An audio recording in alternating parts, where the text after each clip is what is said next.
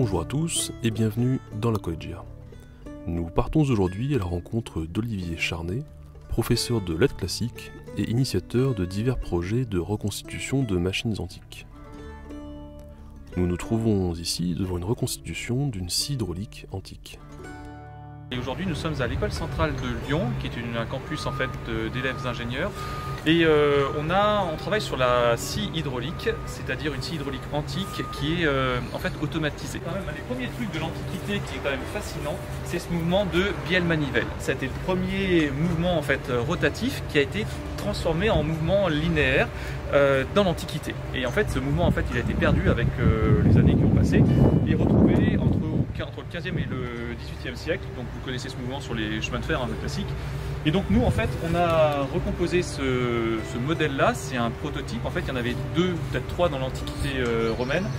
Et on l'a motorisé, alors motorisé parce que théoriquement en fait on avait une chute d'eau, c'était des prototypes qui étaient dans le bassin méditerranéen, un à Gérache en Jordanie et l'autre à Hiérapolis. Et en fait il y avait 2 tonnes d'eau à la minute qui tombaient sur une grande roue à auger que vous voyez là-bas, avec des augers, c'est-à-dire en fait on va dire des petits blocs qui récupèrent l'eau, c'est-à-dire pas des pales, mais simplement ça permet d'avoir une charge d'eau qui entraîne tout ça.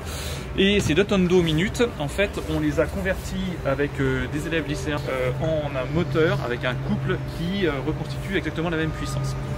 Et donc, en fait, on a fait un mix entre la scierie de Hiérapolis et la scierie de Gérache. À Hiérapolis, on avait cet engrenage. En fait, là, on a enlevé les dents parce qu'on a un problème de pas, c'est-à-dire de réglage d'entraînement qu'on va résoudre cette année avec les élèves d'ingénieurs de l'école centrale. Et donc, tout ce système d'engrenage, ça, c'est Hiérapolis. Et la grande structure que vous voyez là-bas, ça là, ce grand cadre, en fait, ça c'est le cadre qui est celui de Gérache en Jordanie, et on a travaillé donc avec les archéologues, donc Jacques Sein, Klaus Blauer, qui avaient déjà découvert les sites et proposé déjà des reconstitutions. Nous on s'est basé là-dessus pour refaire ce modèle-là, alors en bois, mais il faut savoir qu'à la base, nous on voulait le modèle, il faut savoir qu'à la base en fait c'était une structure pierre sur laquelle reposaient les 2 modules que vous avez là. Qu'en fait vous aviez quelque chose qui était vraiment rigide, et nous on l'a fait en bois parce qu'en fait on voulait la déplacer dans les musées, on voulait qu'elle puisse être visible, et surtout les structures pierres à un moment c'est un peu complexe à mettre en place. Donc on a reconstruit tout ça, et ça a été un peu chaotique au début parce que je travaille en année scolaire en fait avec les élèves, c'est des projets où je fédère beaucoup de monde, et que ce soit effectivement des artisans, des élèves, des enseignants, enfin tout un quorum de personnes. Et donc on l'a amené au musée de Saint-Romain en Galles pour une expérimentation sur les journées gallo-romaines, et ça a été un truc fantastique parce que nos premiers moteurs ont cassé, donc on s'est retrouvé à dire comment est-ce qu'on va la faire fonctionner. Donc on s'est dit bah tiens, on va utiliser les joncs, ce qui est très mal de dire ça comme ça, mais en fait ils sont venus, ils ont utilisé la roue à auger pour tourner le système. En fait, ils étaient tous comme ça, il y en avait un de chaque côté, et hop, on tournait, ça entraînait l'engrenage et donc la bielle, et ça m'attaquait la coupe de la pierre. Ça, c'est quand même l'élément le plus important, cette coupe de pierre, parce que c'était une scie automatisée avec 2 cadres, un là, donc nous on en a refait qu'un parce que forcément à un moment c'est un peu complexe, et ça a découpé la pierre dure en grandes plaques de plaquage de marbre. Vous retrouvez aujourd'hui d'ailleurs sur certains bâtiments, dans les entrées d'immeubles un peu chic, où vous avez beaucoup de plaques de marbre, c'est grosso modo presque du carrelage, mais du carrelage assez épais. Et en fait on s'est basé sur le pouce romain en taille, c'est-à-dire 2,57 il me semble, pour découper là-dessus. Alors les compagnons du devoir nous ont accompagnés là-dedans, et je remercie beaucoup tous ceux qui ont passé un temps et un bénévolat, parce qu'à un moment sur des projets comme ça c'est du bénévolat, dans ce qu'ils nous ont proposé. Et en l'occurrence on a commencé sur un bloc de pierre qui est un calcaire marbrier, c'est-à-dire qu'en fait les pierres, c'est un truc fascinant, c'est-à-dire que c'est comme un dégradé, elle s'échelonne de la plus tendre, je pense que vous connaissez tous le calcaire qui est une pierre un petit peu blanche qu'on peut limite presque couper à la main ou à la scie normale, jusqu'à des pierres qui sont extrêmement dures comme le marbre que vous connaissez sans doute, et le porphyre qui est la pierre la plus dure. Ça, c'est un calcaire qui se situe entre les deux, c'est-à-dire une échelle à peu près 6-7. Ça veut dire qu'elle est un petit peu dure, mais pas tant que ça. Et on a commencé à couper ça en 2018. On a fait des plaques. Et ça nous a permis de faire plein de réglages sur la scie. Théoriquement, cette scie-là, elle avait 4 lames sur ce qu'on a retrouvé en traces archéologiques. Moi j'en ai décidé qu'on en mettrait 3 parce que sur l'expérimentation je voulais être sûr que ça fonctionne. 4 ça paraissait un peu compliqué par rapport au montant en fait du cadre qui est mobile. Je me suis dit on va tabler sur 3. J'avais peur à l'époque parce que j'ai appris des choses entre temps grâce aux artisans sur le bois, sur la résistance, sur la pierre. Donc on est à 3 lames. C'est pas catastrophique, ça nous donne de très bons résultats quoi qu'il en soit. Et donc en fait ce cadre-là en fait il supporte des lames qui sont en acier qu'on appelle théoriquement damassé, c'est-à-dire que c'est 300 couches en fait de métal qui sont réduites en une épaisseur on va dire de 5 mm et qui sont assemblées, c'est-à-dire soudées à la forge pour obtenir des grandes longueurs qui sont de 3,50 m, 4 m. Nous on s'est basé sur les recherches archéologiques de Jacques Saigne pour avoir les longueurs, c'est-à-dire qu'on a copié ce qui nous restait du site archéo qu'on avait trouvé pour être le plus proche possible de la réalité. Et donc ces lames elles sont plates et elles sont trempées, c'est-à-dire qu'une fois qu'elles sont chauffées, on les trempe pour obtenir une rigidité et après on ajoute du sable et de l'eau. Et c'est l'abrasif, c'est-à-dire le sable qui est anguleux parce que c'est une structure cristalline en fait qui va arracher en fait la matière du marbre ou de la pierre pour couper et non pas les lames. Les lames elles servent simplement à plaquer et être suffisamment résistantes pour ne pas être mangées par le sable. Et d'ailleurs on a eu un problème sur une des lames qui avait eu un trempage qui était un peu loupé, ce qui a fait qu'elle a été bouffée par dessous en fait par le sable et on ne comprenait pas qu'on avait un décalage quasiment de 3 cm dans les coupes. On me disait mais pourquoi donc? Et en fait parce que c'était une question de trempage. Et ça en fait c'est l'expérimentation qui nous l'apprend et je pense qu'à l'époque il devait être extrêmement efficace, c'est-à-dire qu'il devrait y avoir un problème de trempage.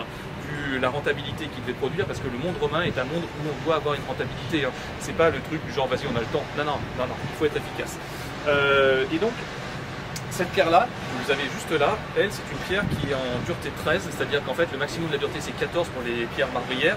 Et là c'est une pierre vraiment très dure et on s'est rendu compte que ça coupait bien mieux dans de la pierre dure que dans de la pierre semi-dure. Et en fait il coupait des plaques de marbre de manière automatique. Et une fois qu'elles étaient coupées, il les récupérait et surtout il récupérait les morceaux, ce qu'on appelle la boue en fait qui sortait sur les côtés, parce qu'en fait à force d'être écrasé, la pierre, à force d'être écrasé, tu peux juste nous remontrer cette boue, la sortie juste ici.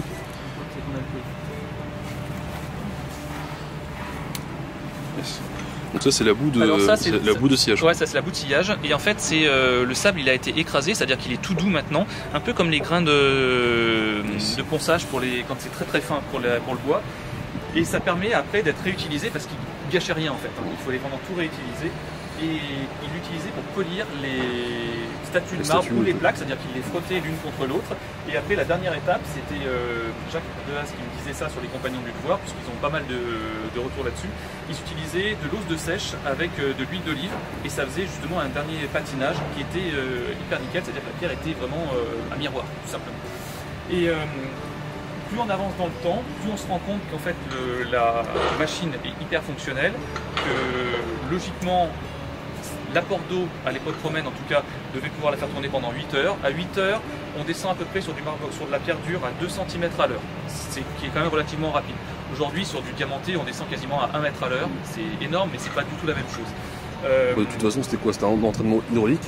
Ouais. Et ça pouvait durer toute la nuit sans... Alors, c'est un entraînement hydraulique, ça ne durait pas toute la nuit, parce qu'en fait il y avait un grand bassin d'une taille d'une piscine qui était prévu, qui était une dérivation de l'aqueduc, qui récupérait l'eau pendant la nuit, et justement le matin même, il y avait quelqu'un qui était à la vanne tout en haut, qui ouvrait la vanne, tu avais l'eau qui se déversait, donc tu n'avais pas d'arrêt, c'est-à-dire qu'il fallait que ça se lance, et si ça coinçait, il y avait quelque chose qui cassait, donc il fallait être hyper attentif.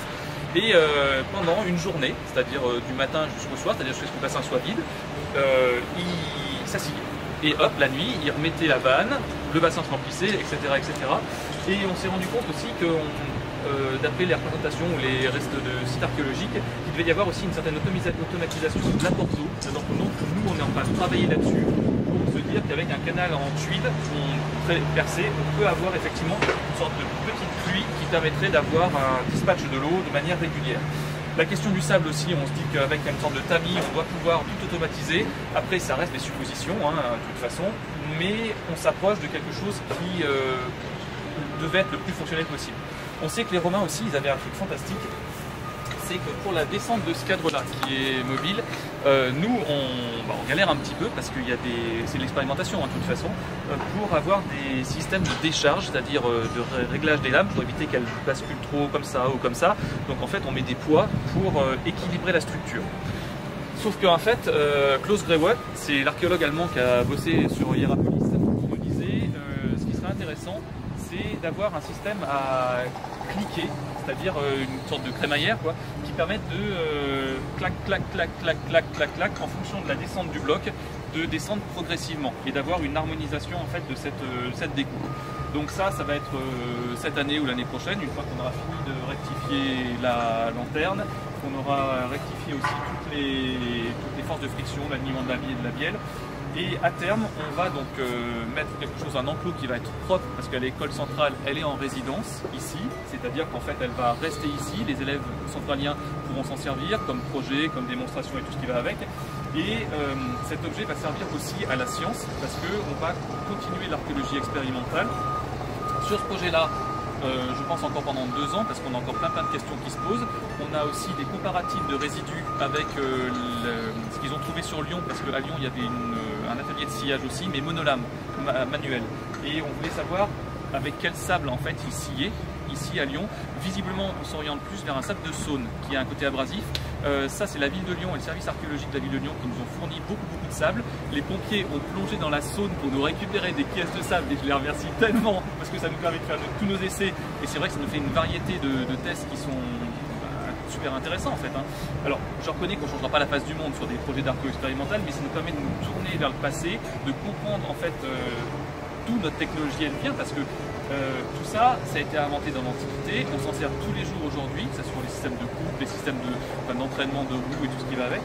Et c'est quand même fascinant, et c'est ce que nous disent effectivement les élèves, que ce soit les lycéens, les centraliens, c'est que c'est dingue de travailler sur un projet aussi important, avec autant de gens, et surtout qui permet de comprendre en fait toute notre mécanisation de notre société. Je trouve ça génial. Un grand merci à toi, puis on se dit à très bientôt j'espère. On se dit à bientôt et puis surtout je te remercie parce que véhiculer tout ça, et je sais que tu le fais naturellement toi, c'est hyper important. Je suis tellement content de t'avoir rencontré parce qu'on peut faire des choses larges et tu vas parler de tout ce que tu as en tête et je trouve ça fantastique parce que ce côté de transmission est hyper essentiel et valorisation aussi de tous les savoir-faire des gens, de l'Antiquité, le monde médiéval parce que toi tu brasses large. Je te remercie aussi de valoriser la culture, on en a vraiment besoin actuellement parce que cette société c'est un peu compliqué. Un grand merci.